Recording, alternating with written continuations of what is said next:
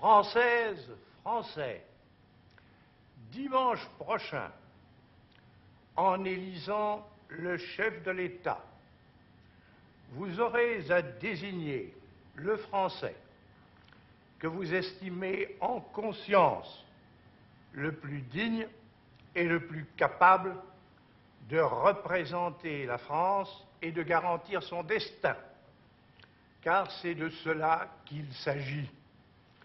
Le président de la République ne saurait être en effet confondu avec aucune fraction. Il doit appartenir à la nation tout entière, exprimer et servir le seul intérêt général. C'est à ce titre et c'est à cause de cela que je demande votre confiance.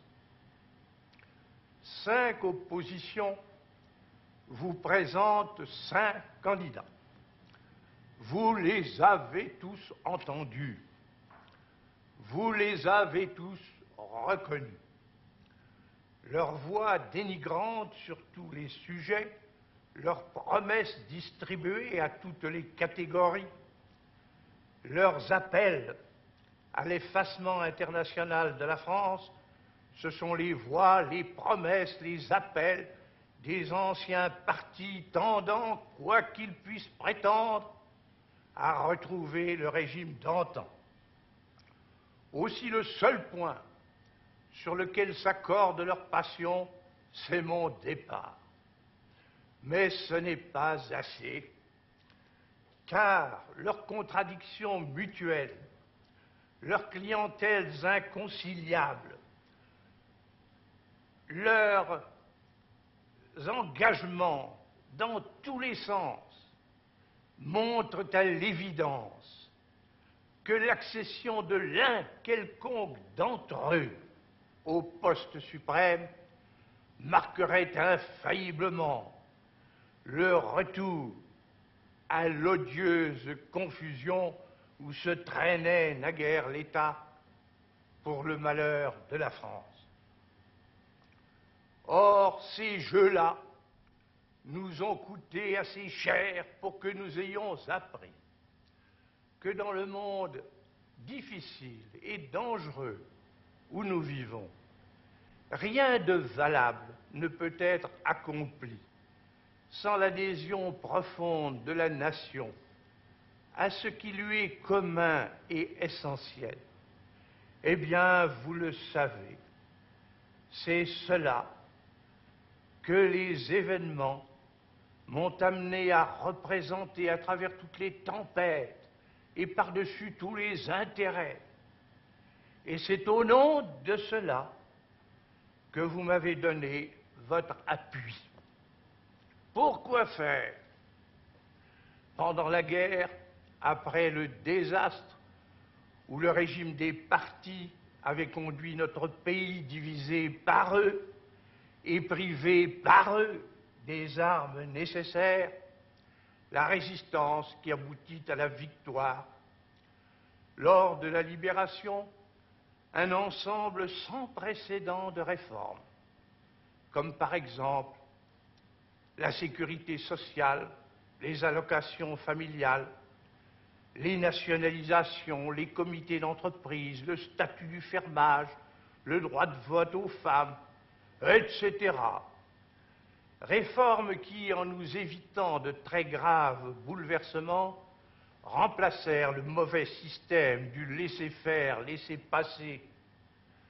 Réformes auxquelles, après mon départ, le régime des partis se débattant dans l'impuissance n'a rien ajouté.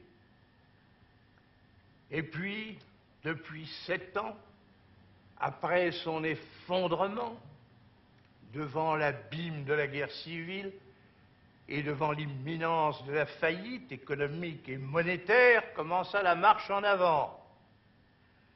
Par l'adoption d'institutions stables et efficaces, la coopération remplaçant la colonisation, le développement planifié au profit de tous les Français de notre économie, de notre équipement, de notre enseignement, de nos capacités scientifiques et techniques, bref, l'impulsion dans tous les champs d'action ouverts à nos forces vives. Au dehors, par une politique d'indépendance et d'équilibre, l'action menée partout en faveur de la paix, notamment en Asie où sévit une absurde guerre, l'effort entrepris pour recoudre notre continent déchiré, d'une part en poursuivant l'organisation de l'Europe occidentale et d'autre part en nouant avec les pays de l'Est des rapports multipliés. La présence, l'influence, la culture française s'affermissant dans toutes les parties de la Terre. Est-ce parfait? Est-ce complet? Bien sûr que non, puisqu'il s'agit d'une œuvre humaine. Mais cette œuvre-là, qui s'appelle le salut, et puis le début de la rénovation, peut bien être décriée par les champions de la décadence. Elle n'en est pas moins évidente et reconnue du monde entier. Cependant, il faut qu'elle se développe et s'élargisse davantage encore.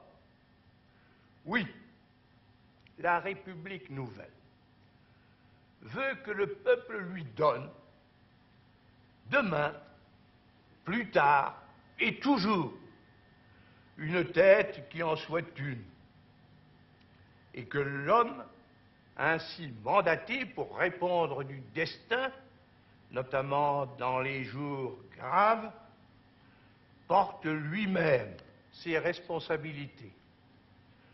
Oui, la République nouvelle veut que notre pays continue d'avancer dans la prospérité, suivant ce que prévoit la loi du plan, de telle sorte que les revenus de tous les Français s'accroissent avec le produit national, sur la base d'une économie concurrente avec celle de tous les autres, d'une monnaie inébranlable et de budget équilibré.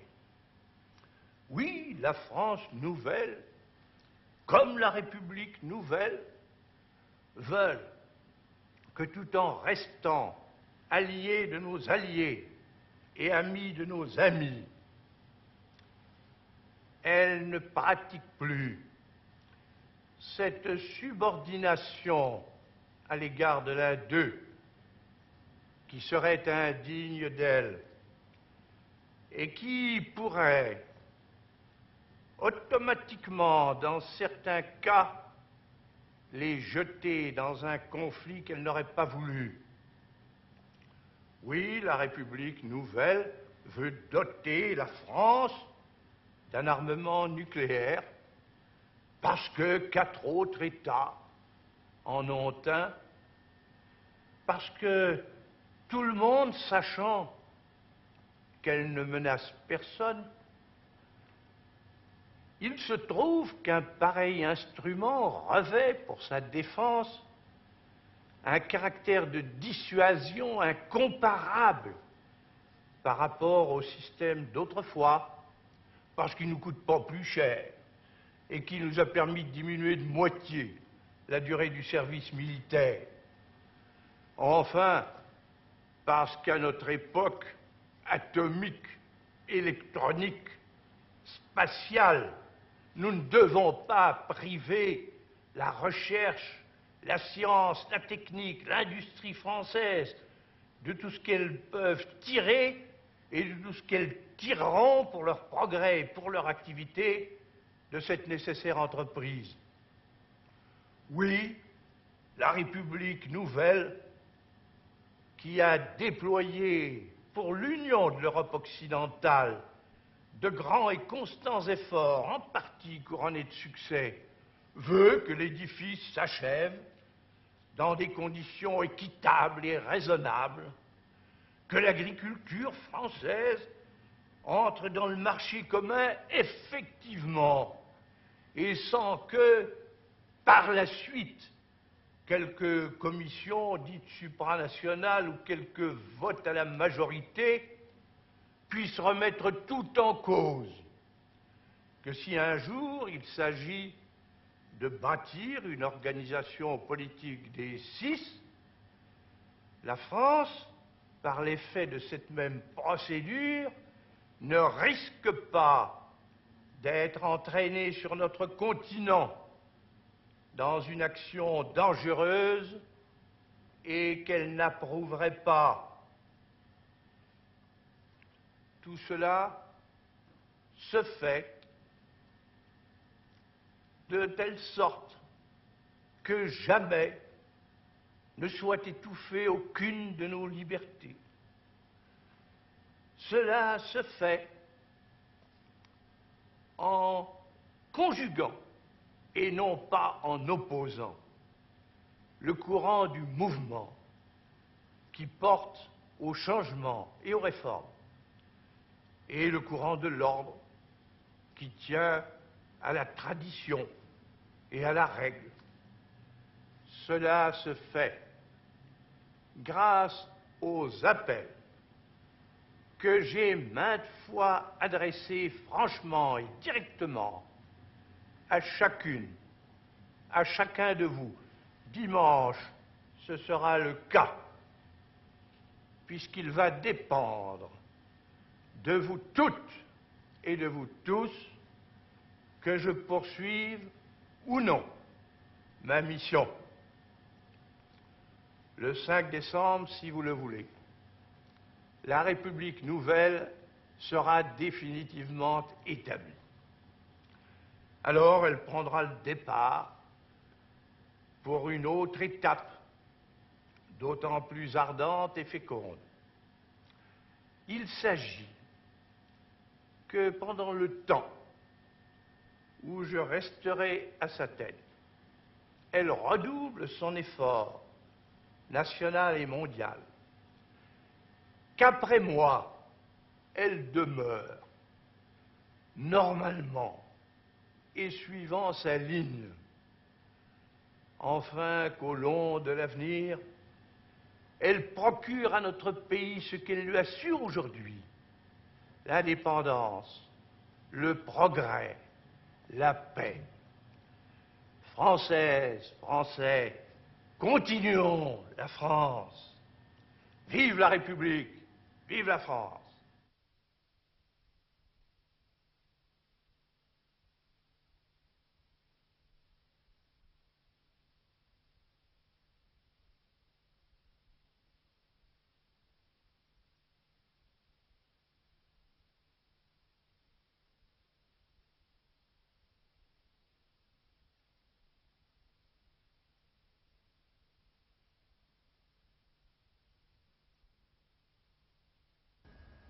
Vous venez d'assister à une émission de la campagne pour l'élection du président de la République.